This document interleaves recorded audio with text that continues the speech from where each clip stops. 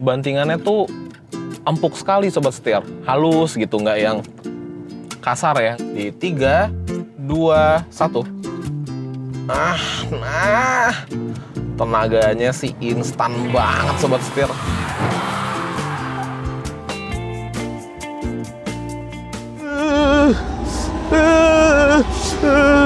Dingin banget sobat setir.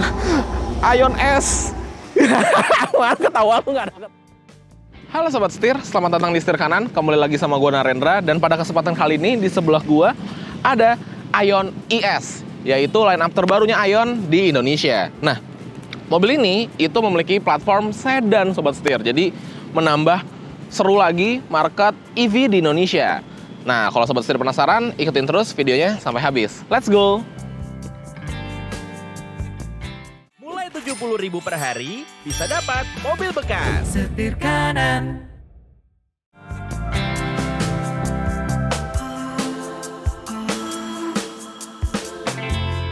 Nah, mulai dari segi eksterior bagian depannya, kita bisa lihat nih bahwa Ion ES ini memiliki lampu yang desainnya futuristik banget.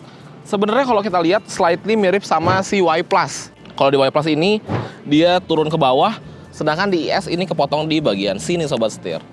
Secara overall looks di bagian depan, mobil ini kelihatan futuristic EV banget karena tidak punya grill di bagian atas. Ada grill di bagian bawah yang berfungsi untuk pendinginan mobilnya nih. Baik untuk AC, pendinginan lain-lainnya juga bisa dari grill di bagian bawah ini gitu. Untuk lampunya sendiri dia juga sudah full LED, pakai 2 buah proyektor untuk lampu dekat dan lampu jauh. Serta di sini terdapat sebuah DRL yang dapat juga berfungsi sebagai lampu sen. Ini kalau nyala ganteng banget, nice banget sobat setir. Intimidating kalau kita lihat dari spion belakang. Ganteng banget. Tuh. Desainnya keren ya. Dan kerennya lagi dia itu simple aja desainnya, nggak terlalu banyak gimmick. Ya seperti sewayahnya sebuah sedan gitu. Nice banget. Dan di bagian bawahnya dia itu menggunakan plastik berwarna hitam nih. Tuh. Wow, kalau secara desain sih buat gue pribadi ini menarik banget. Oke, kalau gitu kita move ke samping, kita intip bagian sampingnya. Let's go. Bergeser ke bagian samping, dia juga memiliki layout yang sedan banget sobat setir. Nah, di bagian depan sini kita mendapatkan sebuah aksen berwarna satin chrome gini sobat setir di bagian panel depan kanan. Kemudian untuk spionnya dia juga menarik karena dia lebar banget. Real, beneran lebar, apalagi kalau kita perspektifnya driver gitu. Lihat di bagian dalam itu kelihatan lebar. Dan dia juga sudah mendapatkan lampu sein nih di sini sobat setir. Nah, kalau kita lihat di bagian frame kacanya, dia juga mendapatkan aksen chrome. Dan ada kaca kecil di quarter panel belakang, yang dimana fungsinya agar penumpang di row kedua itu tidak merasa klaustrofobik atau kesempitan. Nah, mobil ini sendiri memiliki dimensi panjang di 4.810 mm dan untuk lebarnya di 1.880 mm. Nah, tingginya itu di 1.545 mm sobat setir dan wheelbase-nya di 2.750 mm. Nah, ngebahas mengenai velgnya, dia juga desainnya simple aja. Dia berwarna abu-abu, nice banget, multi spokes gini ya. Dan dia menggunakan ukuran di ring 17, dibalut dengan ban berukuran 215 55 ring 17. Bannya sendiri ini dari Century. Nah, ini gue baru pertama kali dengar nih, ban mereknya Century. Dan juga lucu ada logonya, kayak begini logonya. Tapi gue nggak tahu ini logo apa. Naga kali ya, atau bebek. Jempol pokoknya, keren. Oke sobat setir, kalau gitu kita move ke bagian belakang, kita intip bagian belakangnya. Let's go. Nah sobat setir, bergeser ke bagian belakang, kita dapat melihat kegantengan Ion ES dari belakang nih. Kita mulai dulu dari atas, dia juga mendapatkan shark fin antena. Kemudian untuk lampunya juga ini desainnya manis banget. Dia full LED semua. Baik untuk lampu rem, lampu mundur, lampu sen, lampu kecil, itu LED semua sobat setir. Dan dia desainnya nyebrang nih. Tuh. Nice banget. Dan dia kayak ada 2 tumpuk ini ya, atas dan bagian bawah. Kalau kita lihat dari belakang, desainnya bisa dibilang lumayan mirip sama BYD Seal. Tapi kalau kita lihat dari segini, samping segini, kelihatannya kayak seri 5-nya BMW. Jadi emang, ya itu desain-desain yang emang manis sih, yang diterapkan di sebuah sedan gitu. Nggak salah juga, nice banget. Di sini ada tulisan Ion ES, ini ada GAC. Dan dia juga punya sensor parkir sebanyak 3 titik, 1, 2, 3. Dan juga ada kamera mundur di bagian bawah sini sobat setir. Ini adalah reflektor. Dan untuk bumpernya di bagian bawah, dia juga berwarna plastik hitam. Nah, memulai di belakang, sekalian aja kita intip bagasinya nih sobat setir. Dan untuk mekanisme pembukaannya itu ada dua cara. Kita bisa pencet tombol di bagian dashboard bawah kanan, atau kita juga bisa melalui kuncinya. Nah, kuncinya seperti ini nih, nice banget. Kalau kita pencet aja, kita hold. Nah, dia akan terbuka. Kemudian sisanya kita melakukan pakai otot kita sendiri. Set. Nah, untuk bagasinya sendiri ini bisa dibilang dimensinya besar nih sobat setir, dan dia memang nggak terlalu dalam ke bawah sih. Di bagian bawah ini juga ada spare tires masalahnya, jadi emang nggak bisa dalam-dalam. Tapi yang amazing adalah panjangnya. Jadi untuk bagasinya sendiri itu panjang tuh sobat setir. Ini kalau kita mau bawa koper ukuran large, ini muat. Feeling gue bawa tas golf juga masuk nih sobat setir. Gede banget nih, ya serve the purpose lah, sebuah sedan bawa barang, bagasi luas. Perfect. Oke, kalau gitu kita move ke depan, kita intip bagian mesinnya. Let's go.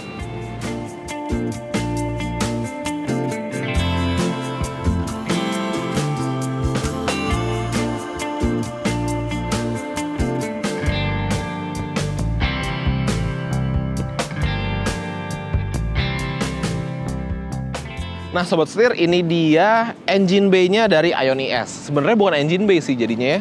Dia electric motor bay. Wah, di bagian depan karena dia front wheel drive, motor listriknya di bagian depan. Tenaga yang dihasilkan juga di 100 kW dan torsinya di 225 Nm. Nah, selain itu dia juga rapih nih. Untuk bagian depannya ini ada cover plastiknya. Tapi di bagian tengah, di bagian electricalnya dia terekspos nih sobat setir. Ya sebenarnya no problem sih. Ini juga mendapatkan peredam di bagian atas. Nah, pas ketika kita membuka juga tidak ditopang oleh hidrolik, tapi pakai tongkat, yang dimana menurut gue simple aja, nggak perlu yang ribet-ribet gitu sobat setir. Nah, ngebahas mengenai baterainya, jadi untuk charging ya, charging portnya itu berada di bagian belakang kiri sobat setir. Nih di bagian sini, tinggal kita pencet aja untuk pembukaannya. Nah, dia ada dua buah karena ini adalah CCS Type 2, jadi bisa AC maupun DC charging. Dan untuk kapasitasnya sendiri itu di 55,2 kWh dan range-nya itu di 442 km sobat setir. Yang dimana jauh, 442 km tuh jauh sekali sobat setir. Jadi tentunya kita nggak perlu bolak-balik nge-charge nih. Nice banget. Oke.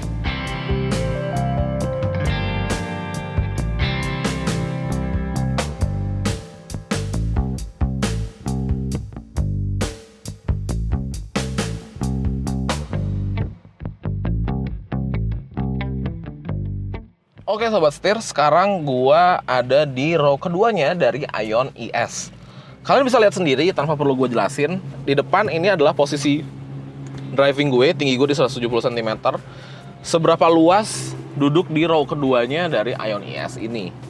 Tuh, sobat setir lihat. Untuk legroomnya aja, gue mendapatkan sekitar 10-13 jari. Dan headroomnya ini mendapatkan sekitar 4 jari. Tuh, 3 jari setengah mau 4 jari lah. Jadi mobil ini itu punya banyak banget kelebihan di row keduanya. Mungkin kelihatannya simple, kelihatannya sederhana. Oke, gue jabarin satu-satu ya. Satu, kebanyakan mobil listrik itu karena di bagian bawahnya terdapat baterai, maka decknya itu tinggi. Yang dimana membuat duduknya tuh posisinya lumayan kayak jongkok gitu ya. Kayak tinggi gitu, jongkok. Jadi bagian paha bawah sini itu nggak tersupport. Ada beberapa mobil EV yang seperti itu, sobat setir bisa cek aja di setir kanan. Kemudian itu poin 1. Nah di Ion ES ini nggak punya masalah itu karena dia rendah ke bawah gitu. Tuh kaki tuh bisa jejak, nggak kayak jongkok posisinya. Dan paha juga ke support nih di sini. Tuh. Yang kedua, kalau kita mau selonjoran, kaki kita tuh bisa masuk di sini. Jadi posisinya tuh bisa lega banget duduknya. Yang ketiga, reclining angle-nya. Di Ion ES ini, reclining angle-nya menurut gue tuh pas banget. Nggak terlalu yang rebah, tapi nggak terlalu tegak juga. Jadi nggak bikin mual kalau lagi di jalan. Tuh, kayak gini. Apalagi kalau kita naikin headrest-nya. Ini sih benar-benar nyaman sekali, sobat setir. Nah, fitur apa aja yang ada di bagian belakang? Kita mendapatkan 2 buah ventilasi AC. Di sini ada 2 buah charging port juga. Nah, di belakang ini kita mendapatkan 3 buah seat belt 3 titik. Jadi untuk 3 penumpang ya. Dan untuk headrest-nya itu ada 2, kanan dan kiri, sobat setir. Tuh. Rasanya, gue belum pernah nge-review jok row kedua sambil jalan. Jadi nanti kita cobain ya, karena gue penasaran nih kira-kira bagaimana impresi duduk di row keduanya Ion ES tapi sambil jalan, karena memang mobil ini kan fokusnya untuk bawa penumpang juga sebenarnya. Seperti itu sobat setir. Oke, sebelum jalan kita pindah dulu ke row pertama, kita bahas bagian depannya. Yuk, let's go. Udah gerah juga nih gue keringatan. Let's go. Nah, sobat setir, sekarang udah ada di row pertamanya dari Ion ES. Ini di kuncinya tadi udah gue jelasin juga ya. Dia fungsinya ada lock, unlock, terus bisa untuk nyalain mobil, ngelock charger, dan juga untuk buka bagasi. Tuh, desainnya simple tapi manis. Saya taruh sini. Dan AC dulu ya. Lumayan panas nih sobat setir di sini. Oke. Sekarang gue mau bahas dulu dari segi desainnya, desain dashboardnya. Desain dashboardnya itu sebenarnya simple aja, masih mendapatkan kemewahan juga. Di sini ada sebuah head unit yang bergaya floating. Dia bertumpuk untuk dashboardnya sendiri. Ini bagian atas dan bagian bawah, terus dia turun di sini. Nah, untuk head unit sendiri, dia itu memiliki ukuran 8 inci nih sobat setir. Di home-nya itu kita ada 3 opsi, ada New Energy, Bluetooth Music, sama radio. Jadi ini kayak semacam shortcut-nya gitu. Dan kerennya juga dia sudah terintegrasi nih untuk pengaturan AC-nya dapat dilakukan dari sini. Dia kelihatan display-nya nih ya di bagian atas tuh, sobat setir. Buat gede kecilin temperatur bisa dari sini, terus fan-nya juga bisa tuh. Dan ada animasinya juga ya sobat setir. Tuh, ini ada air purification, ini posisinya lagi on, lagi nyala. Oke, balik lagi ke home. Dia ada New Energy. Di sini kita bisa mengatur untuk iPedal karena mobil ini punya iPedal. Kemudian dia ada Eco Plus. Nah, kalau kita nyalain Eco Plus-nya, maka dia akan shift ke iPedal automatically, terus recuperation-nya atau regeneratifnya bakal di-set jadi maksimum dan settingan-settingan lainnya. Kemudian kita juga dapat melakukan pilihan regeneratifnya itu dari sini nih, bisa kita matiin. Close ini mati. Full gliding, bisa low, normal, dan high. Nah, kita kalau gue sih prefer pakai low. Terus dia juga ada charging warmer. Nah, jadi ini preconditioning untuk chargernya di tempat yang dingin. Kalau di Indonesia sih sebenarnya kita nggak perlu pakai charging warmer.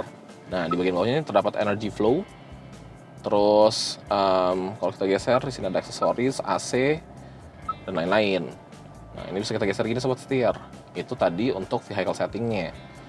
Bisa kita ganti juga untuk sistem settingnya. Nah, kalau ini sih kayak display, sound, dan lain-lain gitu. Dia juga sudah support untuk USB dan Bluetooth. Jadi konektivitasnya sudah cukup nih sobat setir sebenarnya gitu. Nice banget. Lanjut lagi, di bagian tengah sini juga terdapat shortcut nih sobat setir.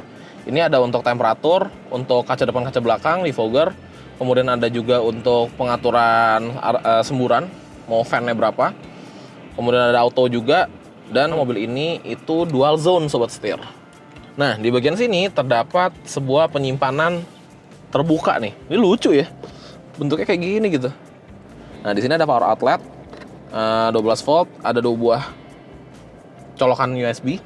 Yang bagian kiri untuk head unitnya, di bagian kanan untuk charging. Kemudian naik ke sini central console. Di sini ada penyimpanan terbuka yang lebih tinggi. Di sini ada 2 buah cup holder. Ini untuk shifternya. Dia juga udah electronic parking brake with auto hold, sobat setir. Dan ada shortcut untuk ganti driving mode. Nah, untuk instrumen clusternya, dia menggunakan jarum-jarum nih sobat setir. Untuk bagian speedometernya di bagian kanan maupun di bagian kiri. Nah, di bagian kiri ini, itu ngasih tahu kita lagi menggunakan power atau lagi nge-charge nih dari regenerative braking-nya.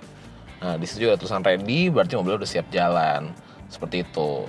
Nah, di bagian tengah ini terdapat sebuah instrumen cluster kecil berukuran 3 incian nih kurang lebihnya. Dia juga menampilkan berbagai macam informasi. Nah, ini kita lihat ya. Dia bisa menampilkan exterior temperature, ada battery voltage, kemudian ada instantaneous speed, ada short term memory, ada long term memory, kemudian ada TPMS atau tire pressure monitoring system. Terus ada tire temperature juga, dan ini instant power consumption-nya. Nah, dia ada power battery information juga nih, dan motor speed gitu. Kalau kita geser, ini ada status mobilnya. Kemudian ini ada settingan-settingan seperti itu. Dia juga menampilkan informasi seperti posisi regenerative braking kita, sisa range kita, posisi personaling kita lagi pakai mode apa, dan untuk baterainya ini tidak pakai percentage, tapi pakai bars. Ada di bagian bawah sini sobat setir tuh. Nah, ini rada redup ya memang. Jadi untuk melihatnya sebenarnya tidak semudah itu gitu. Tapi tetap aja informatif, nice. Nah, untuk setirnya dia desainnya simple nih, two spoke. Jadi di tengah doang, di bawahnya dia tuh kayak tebel gitu ya genggamannya. Nah, pegangnya juga enak, setirnya juga ringan nih feedbacknya. Nanti kita cobain ya pas kita drivingnya sobat setir gitu. Nah, di bagian kiri ini untuk pengaturan si audionya, dan di bagian kanan ini untuk pengaturan cruise controlnya sobat setir, dan juga bisa voice command di bagian sini gitu. Nice banget. Oke sobat setir, kalau gitu saatnya kita coba bagaimana impresi berkendara dari Ion ES ini.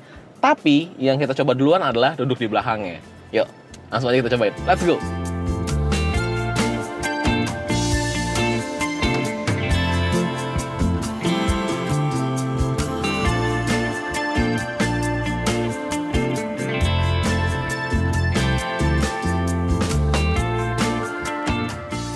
Nah, sobat setir, beda kan? Biasanya driving gua bawa di depan. Sekarang karena si Ion ES ini fokusnya, salah satu fokusnya adalah impresi duduk di row keduanya juga, karena dia untuk bawa penumpang juga ya, maka rasanya nggak afdol kalau gua nggak nyobain row keduanya.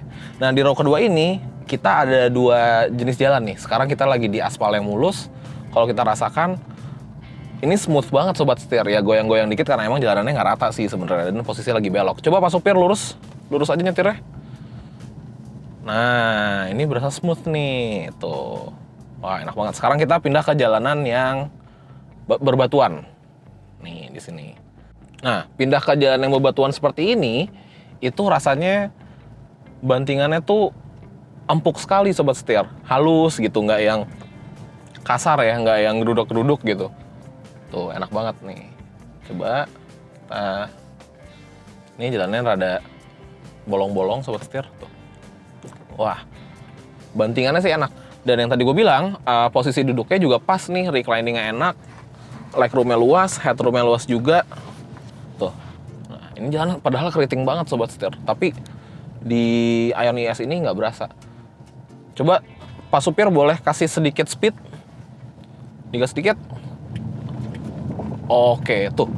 Wow, ini kalau naik mobil gue pribadi aja lumayan berasa nih padahal. Tapi ini nyantai aja ya. Tuh. Wah, nikmat sekali. Tuh. Wah, asik ya. Ini jalanannya hancur loh sobat setir. Nice banget bantingannya Ion ES, terutama di bagian belakang. Tapi kira-kira bagaimana impresi berkendara di depan? Yuk, kita pindah. Kita cobain di depan kira-kira enak atau enggak ya. Let's go. Oke sobat setir, sekarang kita cobain drivingnya nih. Tadi kan kita udah cobain di taksi ya di belakang. Nah, di depan ini, gue mau ngebahas mulai dari posisi berkendaranya dulu. Jadi, mobil ini itu dapat melakukan pengaturan naik turun, maju mundur, dan recliningnya itu secara manual, sobat setir.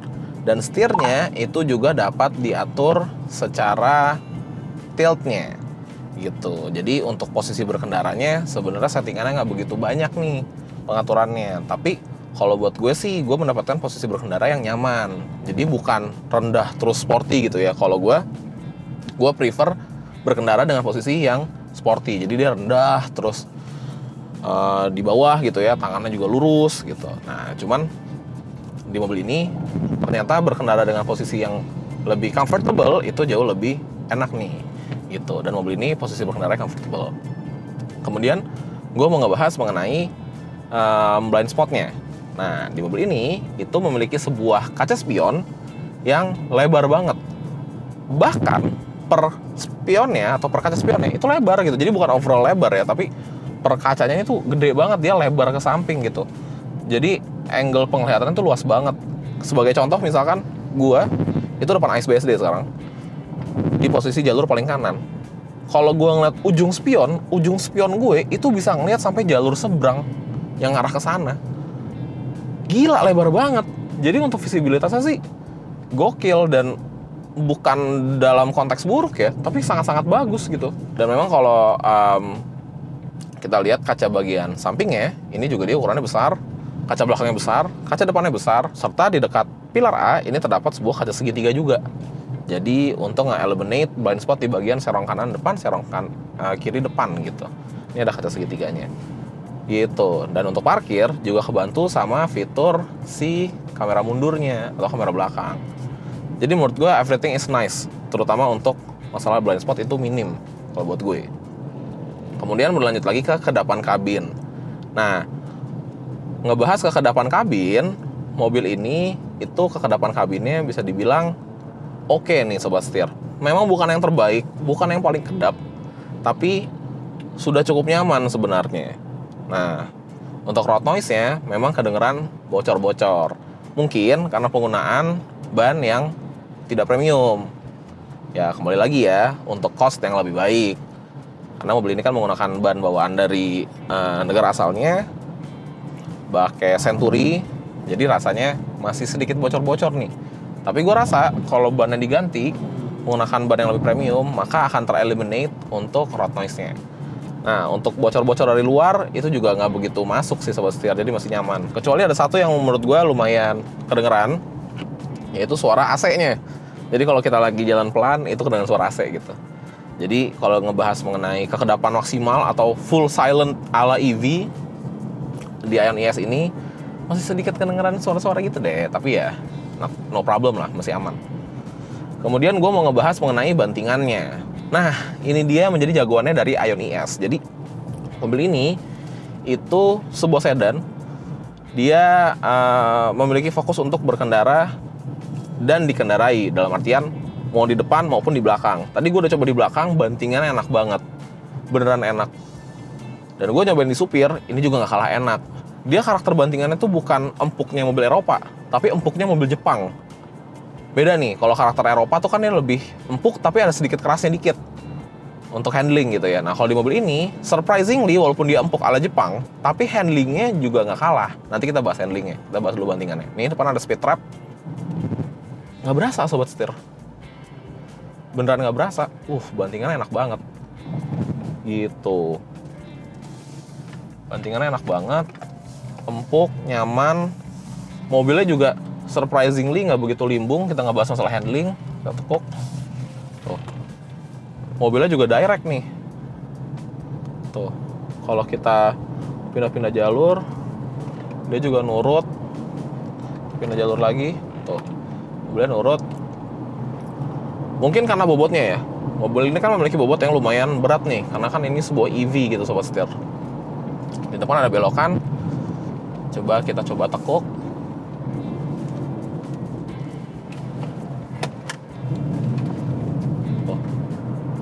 Wow, body rollnya lumayan berasa sih, mungkin karena suspensinya yang empuk ya. Tapi mobilnya nurut gitu, kita pindah-pindah jalur kayak gini. Wah, enak sobat setir, nice banget. Jadi satu hal yang pengen gue highlight dari Ion ES ini adalah impresi berkendaranya. Empuknya tuh enak, on point, nggak yang terlalu bumpy berlebihan yang sampai swinging gitu, nggak keras juga. Enak, bener-bener nyaman, on point lah kalau menurut gue. Kemudian yang terakhir mau gue bahas adalah mengenai performanya. Ya, mobil ini itu memiliki tenaga di 100 kW dan torsinya di 225 Nm. Front wheel drive, motor listrik, single motor listrik di bagian depan, ada 3 buah driving mode. Sekarang kita coba pakai sport, kita gas.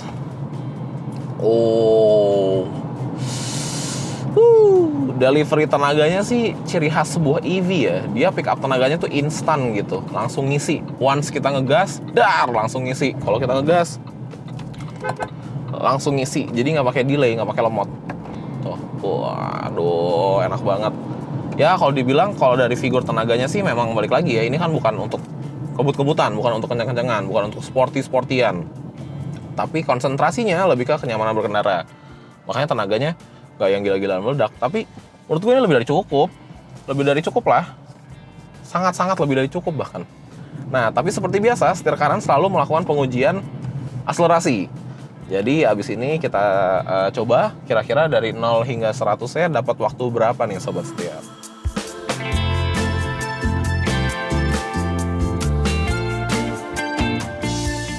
Oke sobat setir, sekarang gue melakukan pengujian menggunakan alat ukur kita nih, alat ukur setir kanan. Gue mau realistis aja, jadi traction control tetap on untuk safety. Kemudian gue tetap pakai AC, tapi gue kecilin deh, pakai satu fan aja. Kemudian di mobil juga berdua. Udah, kita pakai mode sport tentunya. Kita coba akselerasinya 0 ke 100 dapat berapa? Di 3, 2, 1. Tenaganya sih instan banget sobat setir. Wow, ini oke. Seharusnya sih udah 100 ya. Coba kita cek. Oke sobat setir, jadi dari hasil pengetesan kami yang realistis ini ya, mobil ini itu rasanya kenceng, ciri khas sebuah EV, tenaganya tuh mengejutkan gitu ya, shocking, langsung gede banget, langsung keluar semua di awal.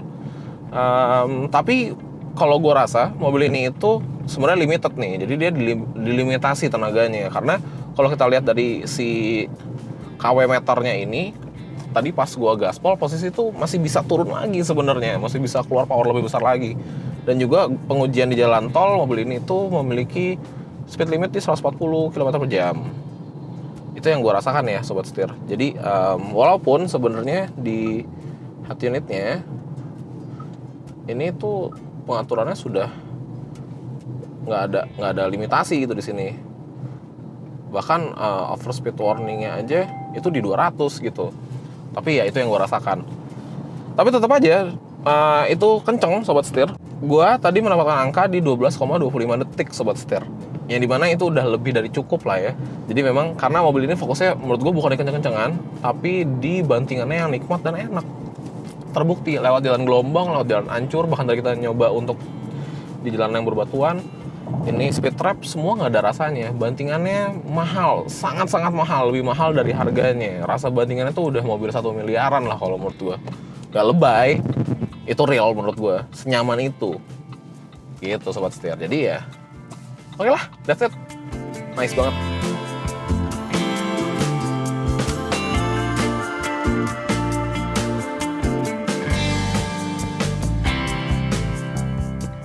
Oke sobat setir, sekian review dari Ion ES nih. Sebuah sedan full EV yang kini ikut meramaikan pasar EV di Indonesia. Karena kalau kita lihat, EV sedan itu didominasi oleh merek-merek Eropa. Ada sih merek Cina, cuman harganya bisa dibilang lumayan mahal nih sobat setir. Sedangkan Ion ES ini hadir untuk meraup market yang lebih luas. Karena mobil ini itu dibanderol dengan harga 386 juta.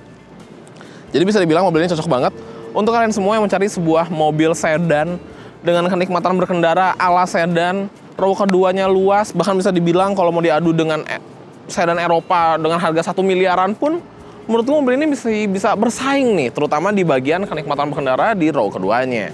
Gitu sobat setir. Dan untuk warnanya sejauh ini yang kelihatan Ion ES itu tersedia di warna putih seperti unit yang sedang gua review kali ini.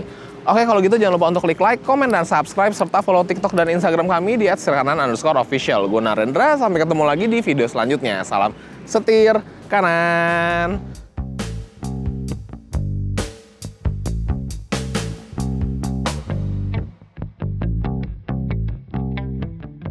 Nggak banyak gimmick-gimmick yang gitu-gitu gitu. Gimmick-gimmick gitu-gitu tuh apa sih? Iya, banyak barang. Masa sih? Oh iya, dual zone cuy.